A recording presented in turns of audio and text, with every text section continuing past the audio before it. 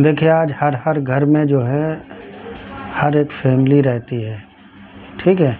दूसरी बात, आज हमारे घरों का ये हाल है कि पहले घर रहते थे, उसके अंदर जितने भी भाई हैं सब एक साथ रहा करते थे और एक ही चूल्हे में सारे परिवार का खाना बनता था। हत्ता कि ऐसे भी परिवार पहले रहते थे कि उनके बाप, चाचा, बड़े अब्बा, ठीक है, इतनी बड़ी बड़ी फैमिली होती थी, 30-30, 35-35 लोगों की, 20-35-25 इस तरह।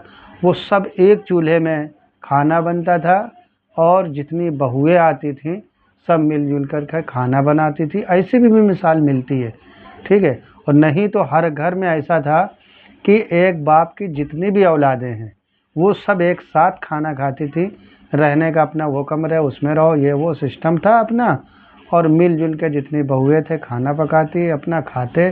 लेकिन चूल्हा एक ही होता और एक ही चूल्हे में सारा खाना बनता और सारे लोग एक जगह मिल बैठ कर के खाना खाते थे, ठीक है। बाप ऐसे जो है अपने घर को चलाता था, वही मुखिया था। घर में एक चारपाई भी, एक फावड़ा भी अगर कहीं दूसरी जगह जाना है तो बगैर बाप के इजाज़त के न बेटा दे सकता है न बहू दे सकती है। उसके घर में भी औरत है तो भाई ठीक है, इनके अब्बा आ जाएंगे तो ले जाना, ठीक है। तो ऐसा सिस्टम था। एक हाकिम था, उसी की हुकूमत समझ लो घर पे चलती थी। मुखिया वही होता था, जिम्मेदार वही होता था, वही परेशानी दुख हर एक चीज़ में फैसला लेता था कैसे क्या करना है, ठीक है। तो सारे लड़के कमाते भी थे तो अपने बाप को देते थे और बाप उन सबको जो है कमांड करता था, ऐसे करना ऐसे करना, ऐसा सारे मानते थे। समझ रहे हैं? इस तरीके से पूरा परिवार चलता था, पूरे घर का सिस्टम चलता था। लेकिन आजकल क्यों नहीं चल रहा? पहले भी तो बहुएं आती थी, शादियां होती थी, 3-3, 4-4 बहुएं एक एक घर में रहती थी। वजह क्या है अब मैं बता रहा हूँ। वजह यही है, गौर से सुनिएगा बड़ी गहराई से, कि वजह यही है कि पहले औरतें अपनी बेटियों को शर्म दिलाती थी, उनको याद दिलाती थी, उनको ये सबक पढ़ाती थी और हर लम्हा याद कराती थी। बेटी तुम्हें ससुराल जाना है, ससुराल जा कर के ये चीज़ें करना है, ठीक है। तुम्हें जो है ससुराल में ये होगा, ठीक है। अरे तुम देर तक सोती रहती हो, ससुराल में कैसे जो है जल्दी उठोगी, इसलिए तुम जल्दी उठने की जो है आदत डालो, ठीक है। अपने आदमी की कभी जो है आँख से आँख मिला के बात मत करना, तेज़ आवाज़ में बात मत करना, आदमी से बहस मत करना, 4 बातें तुम सुन लेना, सब्र कर लेना, लेकिन मैं अपने माँ बाप की नाक मत कटाना, ठीक है। सास ससुर की खिदमत करना, ना कर सको तो उनसे लड़ाई झगड़ा मत करके आ जाना हमारे घर में, ठीक है।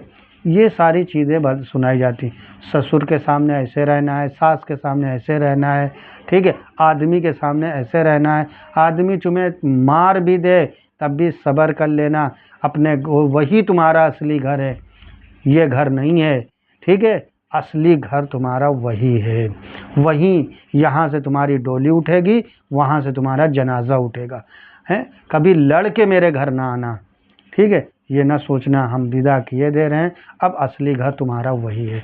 असली तुम्हारी ज़िंदगी का जो है सरोताज सब कुछ तुम्हारा आदमी है।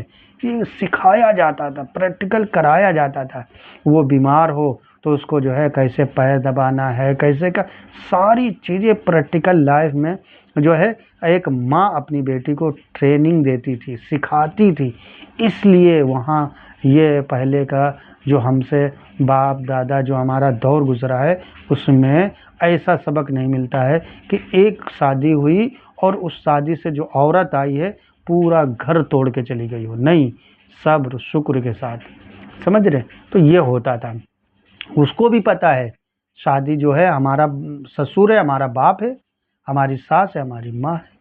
लेकिन आज क्या उल्टा होता है, उल्टा सिखाया जाता है, ठीक है। भाई और अकड़ में है, अगर कोई बात हो हाँ बताना, हम ऐसी की तैसी कर देंगे, तुम टेंशन न लेना, हम तो उसकी ऐसी तैसी कर देंगे। अरे पुलिस मुकदमा ये सब कोई टेंशन न लेना, अगर थोड़ा से भी ज़र्रा बराबर हो तुम चली आना, देख लेंगे हम। और जब यही देख लेना था तो रिश्ता क्यों कराना था? दुख सुख, अरे भाई जाहिर सी बात है, जब तुमने विदा कर दिया तो अब आपका हक नहीं बनता है। याद रखिएगा, दुनिया में माँ बाप से ज़्यादा शौहर का हक होता है। जो औरत अपने माँ बाप का दम भरे और शौहर को उसके कमतर समझे, वह औरत बदतरीन अखलाक की है, सबसे गुनहगार है, मलऊन है, अल्लाह की लानत होती है उस औरत पर जो है अपने आदमी की अहमियत न दे, अपने माँ बाप के सामने जलील करे और अपने माँ बाप को अपने अपने आदमी की हर एक अच्छी बुरी आदतों को बयान करे वहाँ, कि देखो मेरे साथ ये हो रहा है, ये वहाँ पर बताए। वो सबसे बेकार औरत है, उसको जो है, और उसका सबसे ज़्यादा बदतरीन माहौल और बदतरीन लोग वो हैं जो ऐसा करवाते हैं। आप डांट के बोलिए अगर आपके अंदर, लेकिन आप खुद उनको देखिए। यहाँ पे सिर्फ फ़ोन करना, हाल हकीकत पूछने के लिए फ़ोन करना, अपने घर की कोई बात यहाँ मत बताना, चुगलखोरी गीबत ना करना, ना अपने आदमी की वो बात यहाँ पर बताना। जैसा भी तुम्हारा आदमी है, चाहे जैसा है वैसे तुम वहाँ ज़िंदगी गुजारो। मेरे भाई, ऐसे अगर अल्फाज इस्तेमाल हो जाए, यकीन जानो ये जो आज घर उजड़ रहे हैं, भाई भाई का जो है गला काट रहा है, दुश्मनियाँ हो रही हैं। आज बेटा जो है शादी के बाद अपने घर से जुदा हो जाता है, ठीक है। ये जो जुदाइयाँ हैं, ये जो दीवारें खड़ी हैं, ये जो अपने एक घर में 4 भाई हैं, चारों भाई अलग हैं, बाप बेचारा अकेले बूढ़ा जो है वो हो रहा। ये वजह ये जो लड़कियां बन रही हैं। इसीलिए कहता हूँ अपनी बेटियों को सिखाओ कि ससुराल में क्या करना। अगर नहीं सबक दिया आप तो फिर आप बहुत पछताएंगे। आपके यहाँ पर भी वही हो रहा है, एकदम माहौल वही क्रिएट हो रहा है। तो ऐसे बचाएं और लड़कियों को सिखाएं कि कहाँ हो, कैसे काम करना है। और अगर बैठ के आ जाए तुरंत उन्हें मना करें, ठीक है। पूछे, फ़ोन करें तुरंत, क्या आपने ये कहा, नहीं कहा तो फिर आप मेरी बेटी के अंदर कमी है। लोग जाते थे, कहते थे ठीक है, आप सुनते थे। वो भी इनका लड़की का बाप भी, लड़के का बाप भी घर परिवार बैठ करके सुनते थे। अंदर कोई मोहल्ले में भी किसी को नहीं पता चलता था।